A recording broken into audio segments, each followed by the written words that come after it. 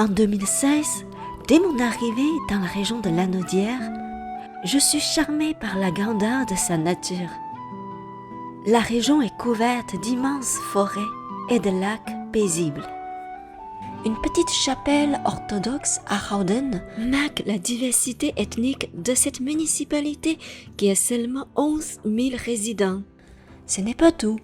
Un temple bouddhiste laotien à Sainte-Julienne signale la présence d'une communauté bouddhiste dans la région. Probablement, mon arrivée ajoute aussi une touche de diversité. Un jour, j'ai offert un lift à un monsieur âgé. En le conduisant à Chelsea, il m'a parlé d'un monastère des Moniales. Je suis allée visiter tout de suite. C'était un coup de foudre. Je ne m'attendais pas à découvrir ce lieu de culte à Chelsea. Eh bien, c'est le monastère Sainte-Marie Reine des Cœurs. Le monastère se trouve en haut d'une colline. À la première vue, l'architecture du monastère m'a instantanément télétransporté au Moyen-Âge. À l'intérieur du sanctuaire, malgré la simplicité du décor, la fresque de la Sainte Trinité émane une énergie sacrée. La messe est animée par les chants vocaux des moniales. Cette voix pure apaise le cœur de l'homme dispersé dans la dualité. Les moniales qui y demeurent en ermitage fabriquent manuellement la poterie du style ancien grec. La tasse que j'ai à la main est un souvenir de leur travail. Cette tasse me rappelle que ce n'est pas dans la paresse qu'on accomplit le but d'une existence. Si tout ce qu'on fait est une œuvre pour embellir la terre, alors n'ayez pas peur de dur labeur. Ce sont aussi les habitants de la région, par leur savoir et leur dur travail, qui m'ont montré les valeurs qu'on ignore souvent quand on n'est pas connecté avec la nature. J'ai rencontré la propriétaire d'Azinerie Anne Gardien de Sainte-Mélanie, Lucie Landry. Lucie élève une dizaine d'ânes. Elle prend très bien soin de ses ânes. Chaque jour, elle s'élève de bonne heure pour les nourrir. Elle les soigne quand les ânes sont malades. Lorsqu'une ânesse s'approche à la fin de sa grossesse, Lucie doit veiller fréquemment pour faire accoucher les bébés ânes au bon moment. Il arrive parfois une fausse couche. Elle prend particulièrement soin de la mère pour l'accompagner à sortir de son chagrin. Lucie fabrique des crèmes, des lotions corporelles et des shampoings au lait d'ânesse, car le lait d'ânesse possède de très bonnes propriétés nutritives. Oui, Lucie utilise le lait d'ânesse comme un ingrédient des produits cosmétiques. Mais elle n'exploite pas ces animaux. Au contraire, la ferme est un refuge pour les ânes, un animal en voie de disparition au Canada. Les ânes de la ferme ont une belle et heureuse vie. Ils sont élevés avec l'amour, en liberté, en plein air. Leurs granges sont nettoyées régulièrement. Ils ne sont jamais vendus pour la viande. L'Azinerie Anne Gardien illustre la vraie relation entre l'homme et les animaux. C'est une relation d'interdépendance. L'homme peut bénéficier des produits des animaux. L'homme a besoin d'aide des animaux. En revanche, l'homme doit veiller aussi le bien-être des animaux et non pas les exploiter comme le font dans les industries. Dans la Naudière, à Saint-Jean-de-Martin, la ferme Vallée Verte est une ferme des produits laitiers sans OGM. Je suis devenue végane depuis 2018, mais avant 2018, je consommais encore les produits laitiers, mais seulement les produits de la ferme Vallée Verte. J'étais enchantée d'avoir visité leur ferme. J'ai vu dans leur stabulation, il y a une installation pour masser les vaches. Regardez, la vache a l'air bien apprécier le brossage. Ici, l'alimentation des vaches sont des foins secs, d'ensilage, des graminées et des herbes. Les vaches ne reçoivent aucun produit antibiotique, d'hormones ou de pesticides. C'est pourquoi la qualité de leur lait, leur yogourt sont hors pair. Le goût est bien meilleur qu'un produit laitier de l'industrie. Goûtez-le et vous verrez la différence. C'est aussi pourquoi, avant que je devienne vegan, c'était mon unique choix des produits laitiers. Leurs produits se vendent dans la plupart des épiceries de la région. Par contre, pensez-y à faire une petite visite à la ferme. Leur boutique recycle les contenants en verre de leurs propres produits, donc vous pouvez rapporter les contenants. Ce n'est pas tout le monde pour devenir végétarien ou végétalien. Cependant, si nous consommons un produit animal, il est important de s'assurer la vie des animaux contributeurs est bien respectée. Autrement, ça coule de source qu'un animal maltraité ne peut fournir un aliment de qualité. Le mal qu'on fait aux animaux d'élevage nous retombe. Dans l'élevage industriel, on observe 40% des vaches ont l'inflammation de la glande mammaire. Vous ne pouvez pas espérer que la maladie n'affecte pas la lactation. Aujourd'hui, les recherches ont montré que la consommation des produits laitiers augmente le risque de cancer du sein. Au Canada, une femme sur 8 recevra un diagnostic de ce cancer au courant de sa vie. Alors, le temps est venu à innover la pratique d'élevage. Si les vaches laitiers sont indispensables pour la vie de l'homme, parce que le lait fait partie de notre alimentation quotidienne, pourquoi on nourrit les vaches avec des hormones, des maïs génétiquement modifiés et des antibiotiques? La ferme Vallée Verte est un bon exemple de saine pratique d'élevage, de bon succès commercial aussi. L'aspect un peu noir que je ne peux l'ignorer dans l'élevage des vaches laitiers est le destin des veaux mâles. Pour avoir du lait, il faut qu'une vache donne naissance à un bébé veau pour produire du lait. Les veaux femelles seront gardées pour devenir une génisse, mais les veaux mâles seront enlevés de leur mère 1 ou 2 semaines après la naissance. Le moment de séparation est déchirant. Dans la plupart des cas, les veaux mâles retirés de leur mère seront vendus. Mais vendus à qui? L'élevage de vaches laitiers fournit la majorité des veaux de boucherie, soit 85 à 90%. C'est pourquoi je suis vegan. Mais ce n'est pas tout le monde pour se détourner des produits laitiers. Toutefois, c'est un appel à une meilleure pratique de l'élevage. Grâce à un élevage qui observe le cycle naturel d'une vache, respecte son rythme de reproduction, non seulement les jeunisses auront une meilleure vie, mais aussi diminuer le nombre de veaux mâles envoyés à l'abattage.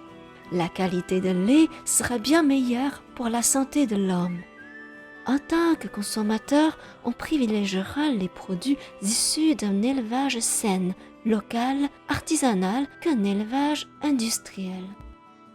Durant mes premières années au Québec, je trouvais que c'est difficile d'être végétarien. À cause du climat froid, il n'y a pas beaucoup de variétés de légumes à l'épicerie. Cette idée a complètement changé depuis que j'ai visité la pépinière gourmande à Rawdon. Cette pépinière est discrètement installée à un coin perdu du village. Elle propose un large éventail de choix des légumes, des plantes et des fruitiers comestibles, mais surtout vivaces au Québec. J'ai découvert plusieurs légumes, comme le chou maritime, le chou nuage blanc, la roquette sauvage, l'épinard guimpant, les différentes livèches et le souchet bordelou qui donne des noix de tigre. En effet, il y a un choix surprenant des végétaux comestibles et vivaces au Québec. Comme dans les fruitiers, on connaît les bleuets, les framboises et les fraises sont des fruits vivaces au Québec. Mais il y a beaucoup d'autres encore. Aronie noir est un fruit moins connu, mais il aide à baisser la tension artérielle comme l'aubépine. L'argousier est aussi vivace au Québec. Les bienfaits des fruits de l'argousier sont trop longs pour vous en lister ici. Un autre fruitier que vous soupçonnez le moins est la plante de kiwi. Oui, kiwi, mais pas le kiwi poilu. C'est un fruitier qui donne des petits fruits verts à grosseur de notre pouce. L'aspect intérieur ressemble beaucoup au kiwi tropical, sauf sa peau est lisse, son goût est parfumé sucré comme le kiwi tropical. À la pépinière gourmande, on m'a appris à connaître les plantes comestibles et vivaces au Québec. On m'a accompagné dans le choix des plantes en fonction de mon terrain. leur service de paysage pour vous aider à créer un jardin comestible vivace en fonction de votre emplacement. Parmi les nombreux effets néfastes suite à la pandémie, la crise alimentaire et l'inflation touchent plus la population en général.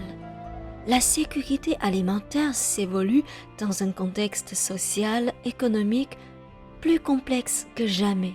Éduquer la population à connaître la disponibilité des aliments naturels, locaux, pour aider grandement à solutionner la crise alimentaire. Diminuer la dépendance des aliments importés s'avère un enjeu d'équilibre pour la société québécoise. Une des solutions est de commencer par visiter les pépinières locales, les fermes biologiques. Les savoirs des agriculteurs locaux sur la terre, les végétaux sont indispensables à la communauté. Si nous désirons procurer les aliments variés de notre propre région, de qualité et de sécurité, allez découvrir les pépinières locales biologiques. La forêt est d'une grande réserve des aliments naturels. La superficie des forêts québécoises est supérieure à la superficie totale de la France. Un ancien proverbe chinois dit « Quels que soient les maux, à un diamètre de 100 pas, vous trouverez le remède. » Bien entendu, à condition qu'on est dans la nature intacte et qu'on connaît bien ce que fournit la forêt de notre pays. Durant les belles saisons, l'abbaye Val-Notre-Dame à Saint-Jean-de-Martha offre des activités de promenade guidée dans la forêt. On apprend à identifier les champignons, les produits forestiers comestibles, les plantes médicinales. C'est une excellente occasion de se relier avec la nature. Les produits forestiers confectionnés sont à vendre dans leur boutique. L'incontournable est leur chocolat fourré au sapin baumier à l'aronie noire et au blouet. Savourer ces chocolats est une expérience sensorielle plafonnée de dégustation. Au fait, après mes expériences avec plusieurs pépinières et des promenades guidées en forêt, j'ai conclu qu'il manque des légumes seulement au supermarché, mais pas dans la nature. Pour faire proliférer la présence des plantes diverses au Québec, les abeilles jouent un rôle important. Grâce à la pollinisation des abeilles, la reproduction des plantes est assurée. En effet, l'action des abeilles et d'autres insectes pollinisateurs constitue la production de plus de 80% des espèces végétales. Seuls 25% des cultures ne dépendent pas de leur action. Depuis une petite décennie, les abeilles au Canada doivent faire face de nombreuses menaces. Des polluants atmosphériques, des moteurs diesel, mais surtout des pesticides et des insecticides, comme les néonicotinoïdes, qui attaquent leur système nerveux central. Cela met en danger la vie des abeilles. Le déclin et la disparition des abeilles ne doit pas préoccuper seulement les apiculteurs. Ce n'est pas seulement leur perte, mais une perte pour nous tous. En plus de réduire, voire d'abolir l'usage des pesticides, nous devons supporter les apiculteurs locaux. L'hiver du Québec peut être fatal pour les abeilles. Une bonne pratique de l'apiculture pour garder les abeilles en vie durant le temps rude. C'est le cas de la miellerie de Sainte-Mélanie. Dès la fin des années 60, l'entreprise familiale a commencé leurs activités de l'apiculture. Au fil du temps, du père en fille, la ruche familiale a développé un centre d'interprétation afin de sensibiliser les visiteurs sur la vie des abeilles. La propriétaire Suzanne m'a raconté son secret de garder les abeilles en vie durant l'hiver. Une méthode entièrement naturelle. Je ne vous en dévoile pas plus ici. Je vous invite à visiter leur miellerie, Miel de chez nous, et laisser les apiculteurs de Lanaudière vous conter leurs histoires. Je ne suis pas native de Lanaudière, mais Lanaudière m'a montré une façon de vivre, autre que ce que j'ai connu dans la vie urbaine. J'ai beaucoup apprécié ce que j'ai appris de ces artisans locaux et la vaste nature de la région. La crise de pandémie doit réveiller nombreux d'entre nous la conscience de vivre avec le respect des animaux et de la nature. Le temps est venu à réviser les activités humaines sur la Terre.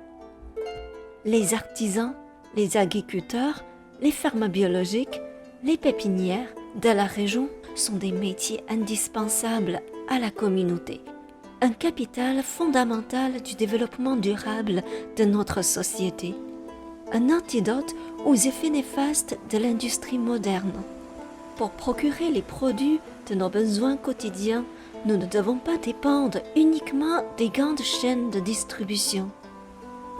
Donc, il faut supporter nos communautés locales, des gens qui ont un savoir de transformer les produits de la terre, de la nature et des animaux avec un respect. Grâce à leur travail, notre société est soutenue avec une saine économie, sans exploitation, sans dégâts chimiques et sans détruire notre environnement. Apprendre à vivre en harmonie avec la nature, avec le respect des animaux, de l'écosystème est notre avenir, notre solution pour s'en sortir de tous les méfaits de cette pandémie. De ma part, j'offre mes compétences en communication numérique pour soutenir le travail des artisans de l'Anaudière. Parce que je sais, vous n'avez pas toujours le temps de maintenir le site web, de garder la présence sur les réseaux sociaux, de créer des contenus multimédia pour vous faire connaître davantage au monde à l'extérieur de l'Anaudière. Comme l'ère numérique a frappé la porte, une bonne communication au moyen de multimédia sur le web est la clé du succès. Si vous êtes un acteur économique de la région et que votre entreprise contribue au bien et à l'équilibre économique de notre société, n'hésitez pas à me contacter. Je prends le relais de votre présence en web.